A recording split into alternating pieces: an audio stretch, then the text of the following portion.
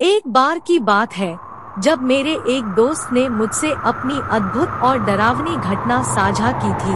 वह रात के समय अकेले अपने घर में था। जब वह सोने के लिए अपने कमरे में जा रहा था, तो उसने अचानक अपने बिस्तर के पास एक अजीब सी आवाज सुनी।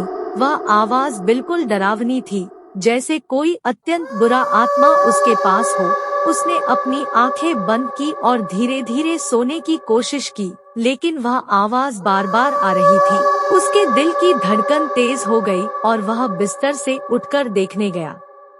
जब वह अपने कमरे में पहुंचा, तो वह देखा कि उसके बिस्तर के पास एक छाया खड़ी थी। छाया की आंखें लाल थी और उसके बाल बिल्कुल बिखरे हुए थे। वह छाया उसकी ओर बढ़ रही थी। उसने अपने घर के अन्य कमरों में भी देखा, लेकिन वहाँ कोई नहीं था। वह डर से कांप रहा था, लेकिन उसने अपनी हिम्मत जुटाई और छाया की ओर बढ़ा। छाया ने उसके पास आकर उसके कान में कुछ कहा। वह आवाज बिल्कुल डरावनी थी। तू मेरी जिंदगी की खोज में है। तू मेरे पास आने से रोक, वरना तू भी मेरी तरह बन जाएगा। उसके बाद छाया गायब हो गई।